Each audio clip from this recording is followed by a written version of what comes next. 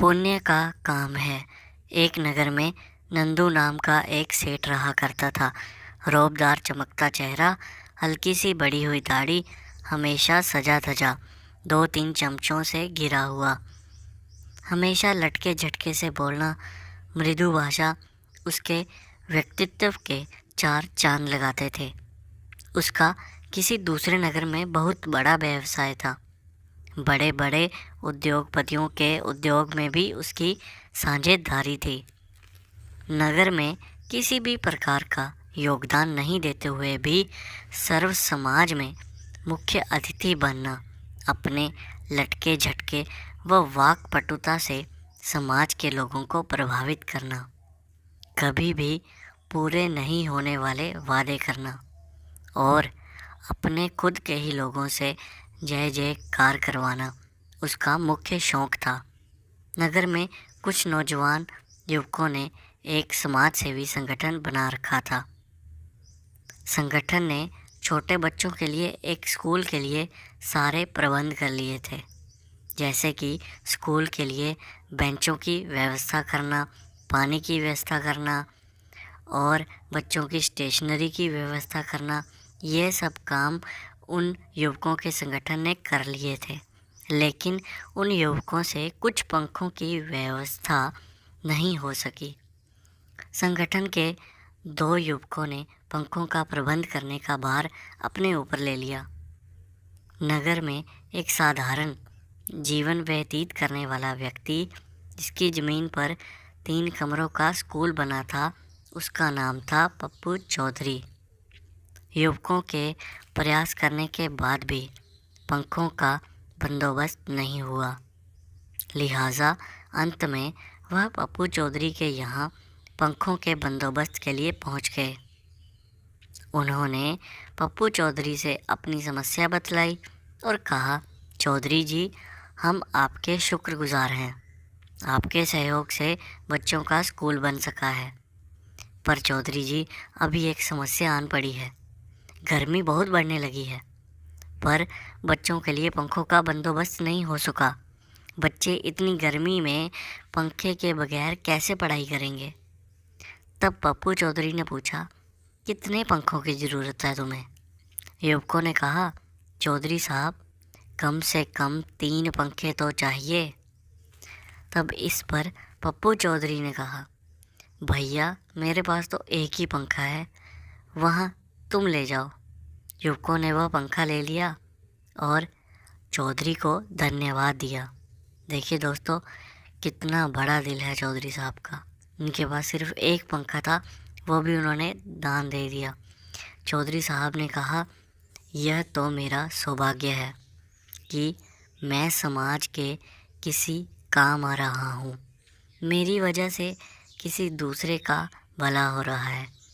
युवक वह पंखा लेकर सोचने लगे, अब किसके पास चला जाए और 2 पंखों का इंतज़ाम कैसे हो सकता है। उनमें से एक ने कहा, चलो यार, नंदू सेठ के यहाँ चलते हैं, शायद वहाँ से मिल जाए। दोनों युवकों ने नंदू सेठ का दरवाज़ा खटखटाया।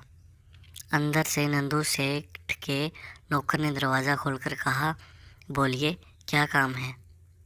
युवकों ने कहा, सेठ जी से कुछ काम है। नौकर ने भी अपने नंदू सेठ जी को आवाज़ देकर कहा, सेठ साहब, 2 लोग आपसे मिलना चाहते हैं। सेठ जी ने कहा, उनको अंदर बैठक में बिठाओ, मैं अभी आया 2 मिनट में। सेठ जी सज धज कर बैठक में पहुंचकर बोले, बोलो बच्चों, कैसे आना हुआ? मैं तुम्हारे क्या काम आ सकता हूँ? युवक नंदू सेठ के इस व्यवहार से बहुत प्रभावित हुए और युवकों ने मन ही मन सोचा, काम तो बन गया। उन्होंने नंदू सेठ से कहा, सेठ जी, स्कूल के लिए कुछ पंखों की ज़रूरत थी, सोचा आपसे सहायता ली जाए, पुण्य का काम है। सेठ ने कहा, बोलो बच्चों, कितने पंखों की ज़रूरत है? युवक बोले, कम से कम 3 पंखों की ज़रूरत तो है ही। यह एक पंखा चौधरी जी से मिल गया, बाकी 2 आप दे दीजिए, बच्चे दुआ देंगे सेठ जी आपको। इस पर सेठ जी ने कहा, यह पुराना पंखा दिया है चौधरी ने, जाओ और जाकर उसे लौटा दो। मैं कल शहर से बिल्कुल नए पंखे, वो भी बिना बिजली के चलने वाले मंगवा कर दूंगा। इस चौधरी ने तो तुम्हें सिर्फ एक पंखा दिया है, मैं तुम्हें 3-3 पंखे दूंगा और तुम्हारा बिजली का बिल भी बचाऊंगा, जिससे तुम्हें काफ़ी ज़्यादा फ़ायदा होगा।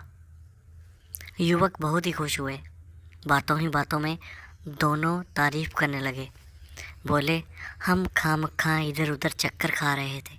नंदू सेठ जी का कितना बड़ा दिल है, तीनों पंखों का इंतज़ाम कर दिया। अरे वाह, सेठ हो तो नंदू जैसा। युवकों ने वह पंखा पप्पू चौधरी को लौटाते हुए कहा, यह संभालो अपना खटारा पंखा।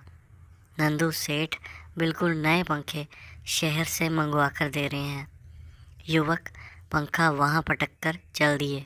दूसरे दिन बहुत खुश होते हुए युवक नंदू सेठ के यहाँ पहुँचे। नंदू सेठ का दरवाज़ा खटखटाया। अब की बार नंदू सेठ ने खुद ने दरवाज़ा खोला और बोले, आओ आओ बच्चों। सोफे पर इशारा करके बोले, यहाँ बैठो।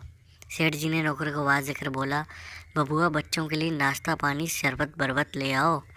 युवकों ने नाश्ता पानी शरबत पीते हुए सोचा, सेठ जी का कितना बड़ा दिल है, मेहमान नवाजी भी कितनी करते हैं और हम फालतू में ही डर रहे थे। कुछ देर नगर के हालचाल, स्कूल के बारे में पूछताछ, गप्पे चप्पे मारते रहे। अंत में युवकों ने कहा, सेठ जी वह पंखे।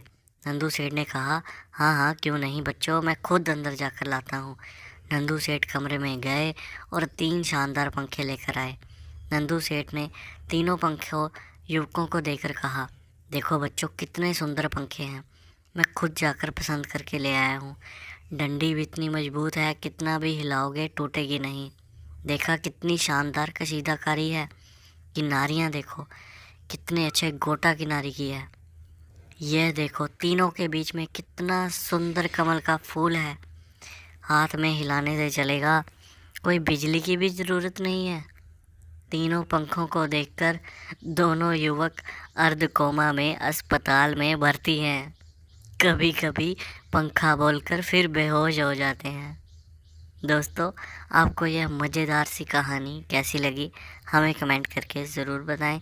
साथ ही साथ हमारे चैनल कहानी सुनो को सब्सक्राइब ज़रूर करें। धन्यवाद।